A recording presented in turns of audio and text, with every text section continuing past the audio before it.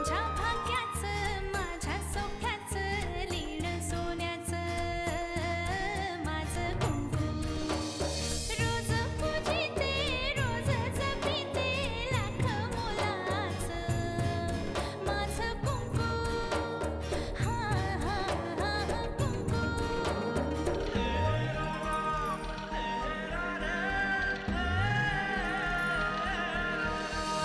मन माझे घर झाले त्याचे मोर स्वप्नांचा दारी नाचे शब्द त्याचे अमृताचे स्पर्श त्याचे चांदण्याचे त्याच्या श्वासाचे त्याच्या डोळ्याचे गुज सांगते माझं कुंकू हा हा हा कुंकू हा हा हा कुंकू मी आर्यनला भेटायला चालली. चालती हो.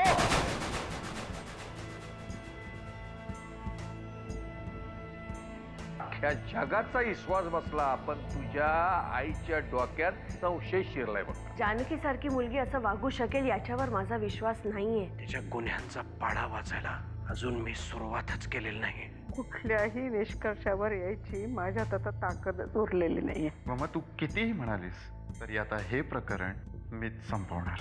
आता काय घरातून हाकलून देण्याची वाट पाहतेस? थोडी जरी लाज शिल्लक असेल ना तर या घरातून आणि माझ्या आयुष्यातून निघून जा कायमची. जाईन मी.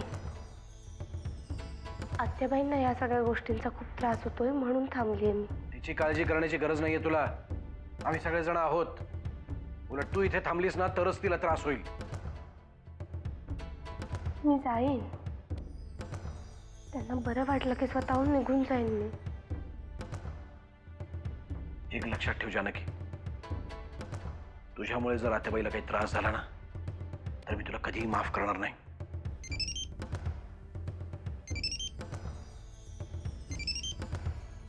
हॅलो, युगंधरा सरतापे बोलतीये. एक मिनिट, फोन कट करू नकोस. मला असं वाटतंय की आपण आपल्यातले हेवे दावे विसरून आपण एकदा भेटायला हवं. अनोळखी नंबर दिसला म्हणून हा फोन घेतला मी. आणि इतका वेळ तुझं बोलणं ऐकून घेतलंय. तुझं नशीब समज. इथून पुढे ही चूक सुद्धा करणार नाही मी. हे बघ, मला एवढंच सांगायचंय की आपण जर का एकदा भेटून बोललो तर आपल्या दोघांची घरं वाचतील. तू तुझं बघ, कारण माझं घर वाचवण्यासाठी मला तुझी गरज नाहीये. मग असं समज हवं तर मला माझं घर वाचवण्यासाठी तुझी गरज आहे. इन्कम टॅक्सवाल्यांचा बडगा चांगलाच बसलेला दिसतोय. पण एक गोष्ट लक्षात ठेव, तू कितीही गोड बोललीस तरी तुला माफी नाही. हे बघ नरसे, आपण आपल्या वादात आपल्या मुलांचा संसार धोक्यात आणतोय. असं समज.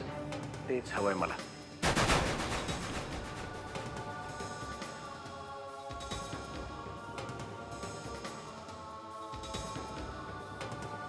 तो मुलगा अमृताच्या जीवाशी खेळतोय. आपल्याला काहीतरी केलं पाहिजे. तू स्वतःचा विचार कर. अमृताच्या पाठीशी तिचा बाप आहे. तुझ्या पाठीशी तुझा नवरा नाही आहे.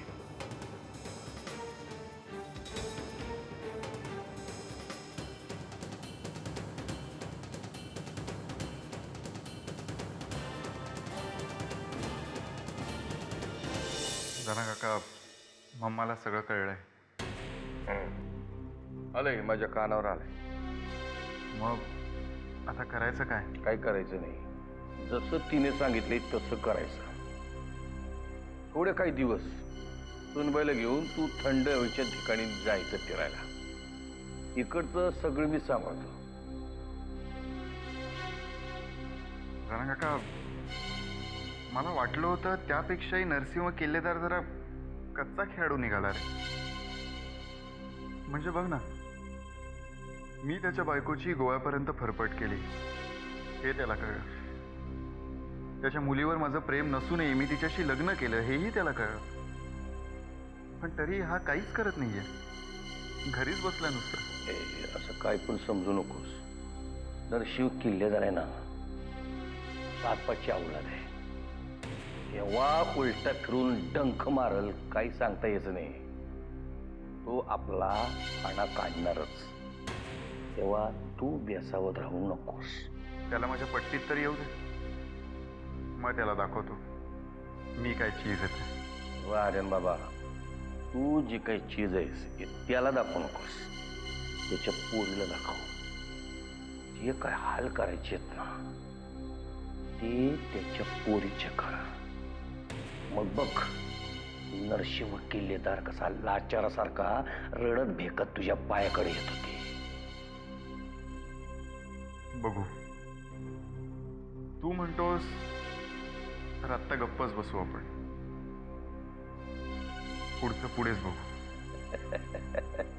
क्या बात आहे. याला म्हणतात राजकारणी. थोडी लांब उडी घेण्यासाठी थोडं 2-4 पावलं मागे यावंच लागतं.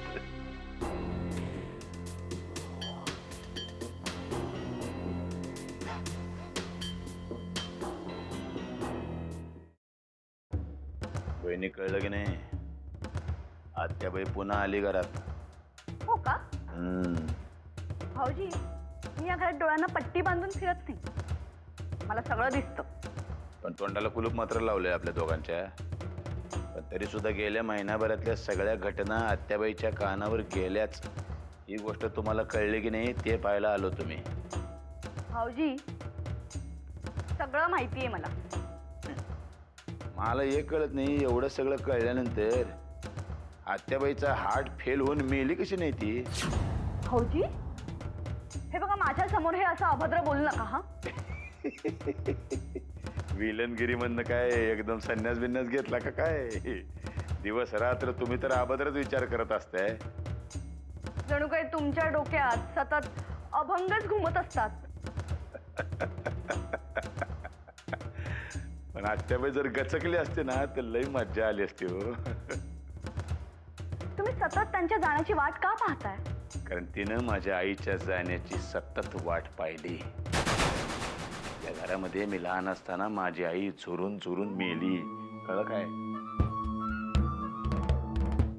हे बघा, या घरातल्या ज्या गोष्टी मला माहित नाही त्यांच्याशी माझं काहीही घेणं देणं नाही. वा वा वहिनी वा, राजकारण शिकलात की तुम्ही. त्याच्या गोष्टींबद्दल तुम्हाला बरोबर माहिती असते हो. आणि ज्याच्यात फायदा नाही त्या तेवढ्या माहित नसतात तुम्हाला. अरे वा, जेलमधून आल्यापासून तुम्ही भलतेच हुशार झालायत. माझ्या बोलण्यातला अर्थ तुम्हाला पट पट कळतोय. हुशार तर मी पहिल्यापासूनच आहे हो. फक्त माझी हुशारीगिरी दाखवण्याची संधी आता गावते मला. येतो. खरं तर जे तुम्ही बोललात ना तीच माझी पण इच्छा आहे. पण करणार काय? या घरात आत्याबाईंचं असणं आत्ता माझ्यासाठी खूप गरजेचं आहे. कारण मीच माझ्या पायावर धोंडा मारून घेतलाय. राधिका नावाचा तो जर या घरातून बाहेर काढायचा असेल तर आत्याबाईंसारखं दुसरं कोणीही नाही.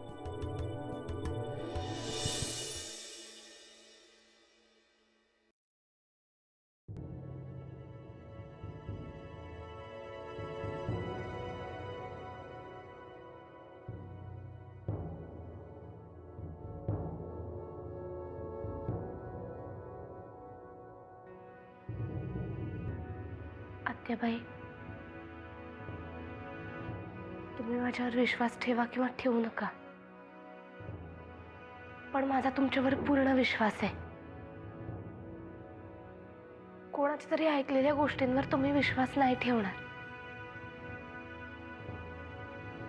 जेही काही झाले ना ते फक्त माझ्या मूर्खपणामुळे. त्या आर्यांनी फसवलं मला वेड्यात काढून त्याला यांच्यावर चूड उगवायचा होता. तुझ्या या मूर्खपणाची किंमत या घरातल्या सगळ्यांनी आणि नरसिंहांनी किती दिवस मोजायचे? पण मी खोटं नाही बोलते.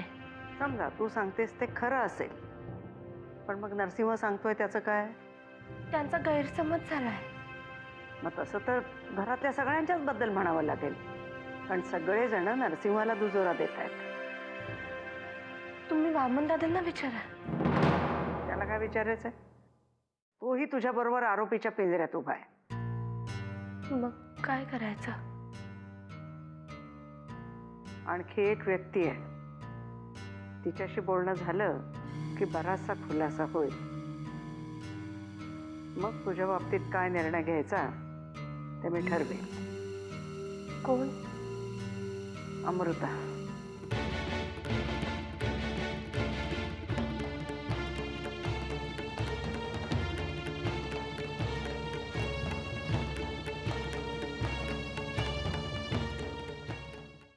मला माहिती आहे दादा, मी कितीही सांगितलं तरी माझ्या बोलण्यावर तुझा विश्वास बसायचा नाही. पण अमृताचं खरंच काही भलं व्हावं असं जर तुला वाटत असेल तर माझ्या बोलण्यावर तुला विश्वास ठेवावाच लागेल. मी इतक्या कळकळीने सांगतोय तरी तुला पटत का नाहीये?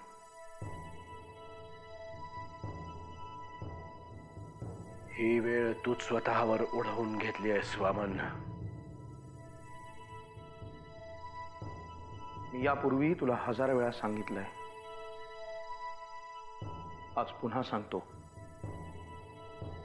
अमृताच्या लग्नाशी माझा किंवा जानकीचा काहीही संबंध नाही, नव्हता. तू इथे जानकीची वकिली करायला आला असशील तर मला एक शब्दही ऐकायचा नाहीये.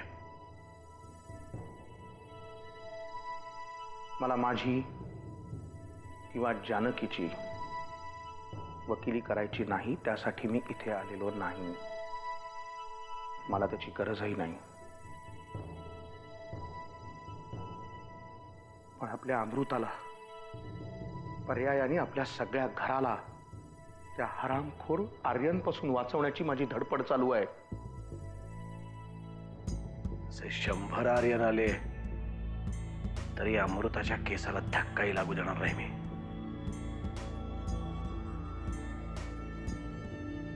आपण ह्या नसत्या भ्रमात न राहिलेलं बरं दादा. पण सध्या तरी त्याचंच पारडं जड आहे. अमृतावर प्रेम नसताना त्याने अमृताशी लग्न केलं का? केवळ तुझा सूड घ्यायचा म्हणून. जानकीला ह्या नसत्या बदनामीत अडकवलं का? तुला दुःख व्हावं म्हणून. आणि आता आत्महत्येचं हे नाटक केलं का? तर आपण सगळे मूर्खात निघावं ना म्हणून.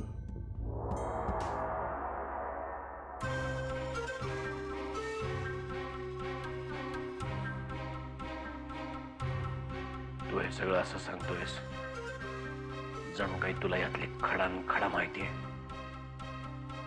कदाचित याआधी मी इतका अधिकारवाणीने बोललो नसतो, पण मी आज स्वतःच्या डोळ्यांनी पाहिलंय, कानांनी ऐकलंय. हे जे आत्महत्येचं करतोय हे सगळं नाटक आहे. हा मुलगा आणि तो जना शिंदे दोघेही मिळून तुला बर्बाद करण्यासाठी हा कट रचता आहेत. गेल्या 10 वर्षात तिच्या वर्तमानपत्रात माझ्या विरुद्ध गरळ ओकून जे त्याच्या आईला जमलं नाही ते नुकतंच मिसरूड फुटलेल्या या मुलाला जमेल असं वाटतंय. दादा, आपल्याला बर्बाद करण्याची निम्मी लढाई तो केव्हा जिंकलाय. आपल्या अमृताच्या आयुष्याचं काय वाटोळ झालंय हे तू पाहतोच आहेस. त्यांनी तिचा एखाद्या प्याद्यासारखा उपयोग करून घेतला आणि आता तुझ्या मनात जानकीबद्दल विष कालवलं. अजून काय वाटोळ व्हायचं राहिलं रे आपल्या घराचं? तू म्हणत असशील त्यात एका पैशाचं एक तथ्य असलं ना वामन, तर हा खेळ त्या आर्यनला खूप महागात पडेल. त्यानं अजून माझी ताकद पुरती ओळखलेली दिसत नाही. हे सगळं त्याला महागात पडवू न पडवू, पण त्याआधी आपल्या अमृताला त्याच्या तावडीतून सोडवायला पाहिजे. आणि मग एकदा अमृता घरी आली की मग तू माझ्यावर विश्वास ठेवलास काय किंवा मला या घरातनं हाकलून दिलंस काय, मला काही फरक पडत नाही.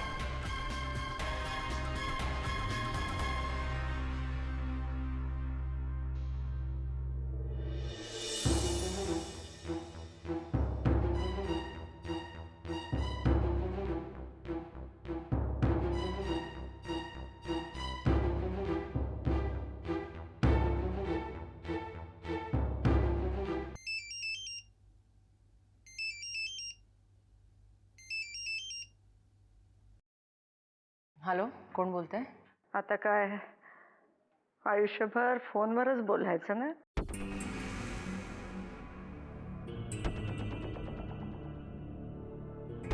आत्याजी, आत्याजी मला माफ कर ग. अगं सगळं इतकं अचानक घडलं ना की अगं अगं मी काही तुला रागवायला किंवा तुला ओरडायला नाही फोन केला. तुझी खूप आठवण आली ग बाळा. आत्याजी मला भेटायचंय ग तुला. अगं मग ये ना, तुला कुणी अडवलंय. आणि आर्यनला पण घेऊन ये. तुम्हा दोघांना एकत्र आशीर्वाद द्यायचा आहे मला. नक्की ये. आणि हे बघ, तुला जर खरंच असं वाटत असेल ना की माझा निर्णय चुकलाय तर तू वाटेल ते शिक्षा दे. मी एक शब्दही नाही बोलणार. मी काय तुला शिक्षा देणार? हे असं लग्न करून तूच मला मोठी शिक्षा दिलीस. याचा अर्थ तू रागवली आहेस माझ्यावर. नाही ग, तुझ्यावर नाही रागवले. ज्यांच्यामुळे तुला हे असं लग्न करावं लागलं ना, त्यांच्यावर रागवली. जाऊ दे ना, सगळं काय फोनवरच बोलायचं आहे का? मग भेटल्यावर काय बोलणार? हं? ये लवकर. ठीक आहे, मी ठेवते फोन. म्हणजे भेटल्यावर खरंच खूप बोलता येईल आणि तुझ्या खुशीत शिरून रडता येईल.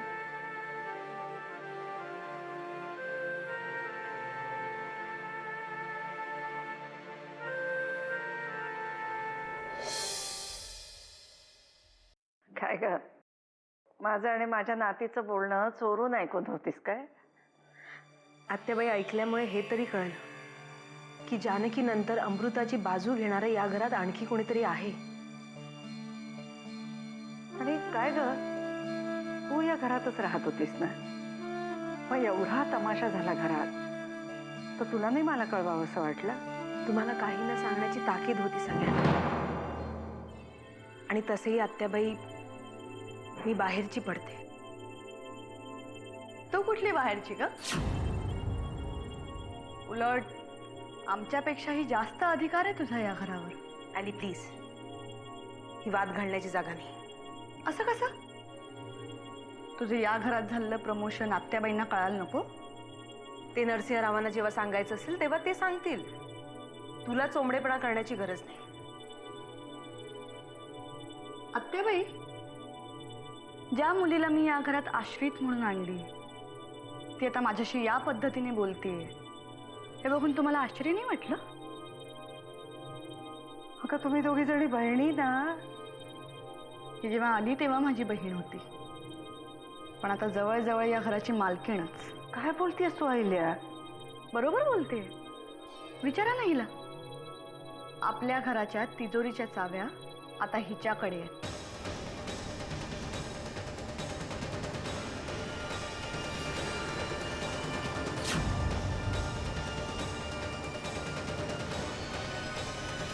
मी दादाशी सविस्तर बोललोय.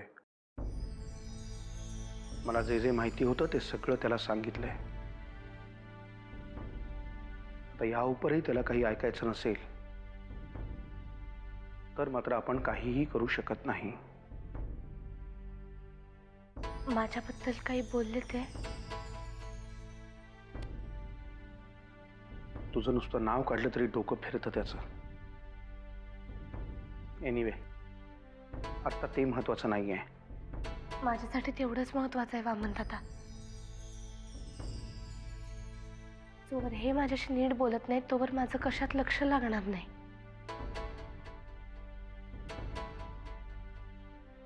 ज्या माणसाने आपल्या घरावर ही परिस्थिती आणली ना, आधी त्याचा बंदोबस्त करायला हवा. त्याला तर असा धडा शिकवला पाहिजे की त्याच्या पुढच्या 7 पिढ्या सुद्धा लक्षात ठेवतील.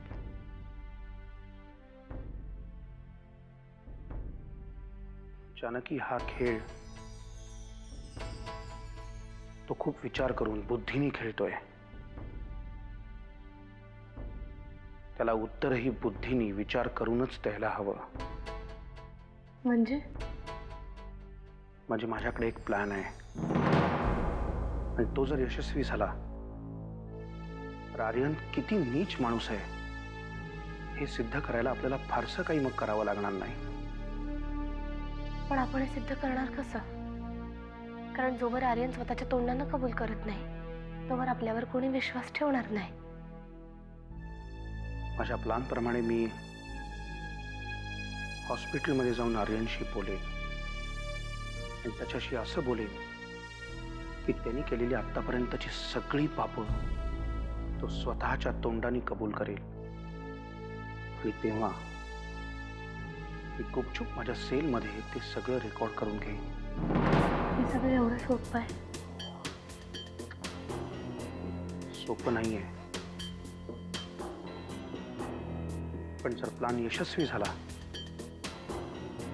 तर पुढच्या अनेक गोष्टी मात्र नक्की सोप्या होतील.